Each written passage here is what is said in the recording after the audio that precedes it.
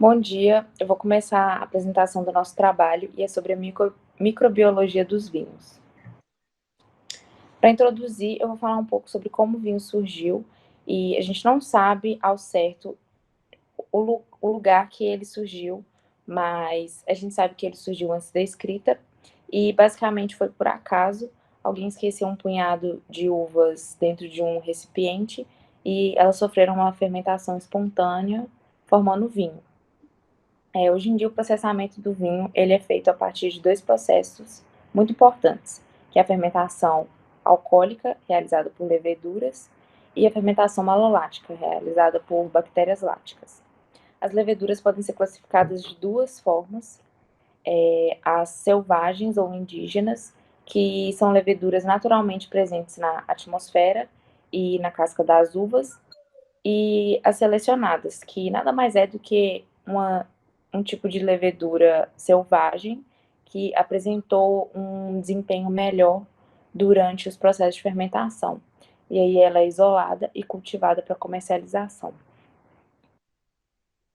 Então, agora eu vou falar um pouco sobre a fermentação alcoólica. Primeiro, a gente precisa entender o que é a fermentação alcoólica. De maneira simples, ela é um processo anaeróbico de produção de energia, ou seja, que vai ocorrer na ausência de oxigênio. E aí, nesse processo, a glicose ela vai ser transformada em etanol e CO2, que são os dois principais produtos dessa reação. Além desses dois produtos, também tem a formação de outras substâncias, que são seus subprodutos, que são importantes para outras características do vinho, não são importantes para a formação do álcool em si. Aqui a gente tem uma foto da equação química dessa fermentação.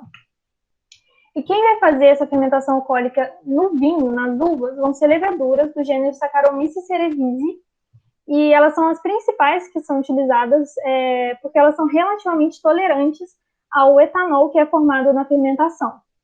E deixa o vinho chegar a mais ou menos 13% de teor alcoólico. E além disso, essa fermentação também precisa ocorrer entre 10 e 30 graus Celsius, porque é a faixa de temperatura em que essa levedura ela sobrevive. Então, se a fermentação ocorre abaixo dessa temperatura, o crescimento dessa levedura desacelerado, e aí a fermentação ela demora mais para acontecer, e quando ela acontece acima dessa temperatura, as leveduras elas podem morrer e a fermentação não acontecer. Aqui a gente tem uma foto dessas leveduras, em que elas são de formas mais ovais e mais isoladas.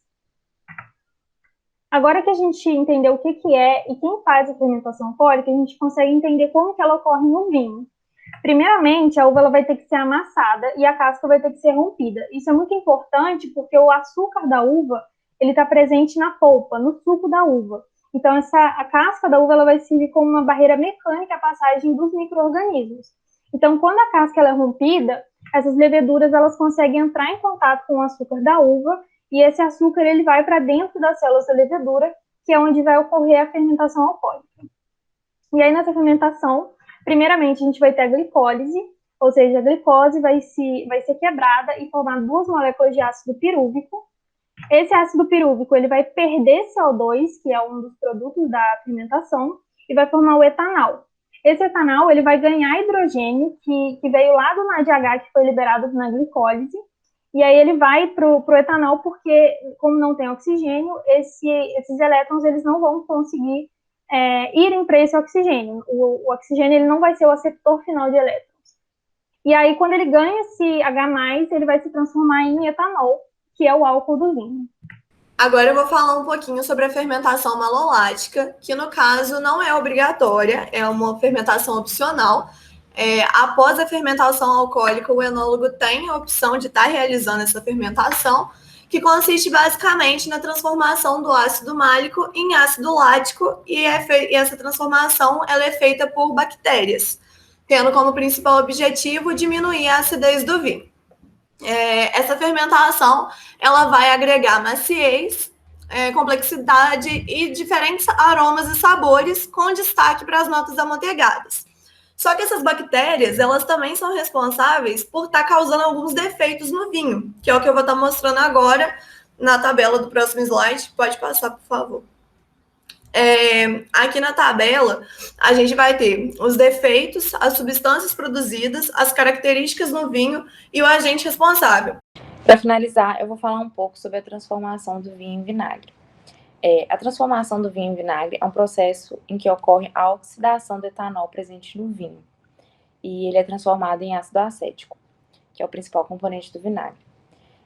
Esse processo é realizado por micro-organismos ubíquos, que são as bactérias láticas, que é uma família de bactérias gram-negativas, e elas são responsáveis por essa deterioração do vinho. Então, elas vão produzir aí o ácido acético em grande quantidade no vinho, e ele vai se acumular na superfície, gerando a denominada mãe vinagre, né? Ela pode se condensar e se acumular no fundo da garrafa também. Esse processo, ele tem como característica reduzir o etanol presente no vinho, né, seu teor alcoólico, e aumenta a acidez da bebida. Então, por isso a gente fala que é um processo de deterioração, porque o vinho, ele perde as suas características originais, né, digamos assim.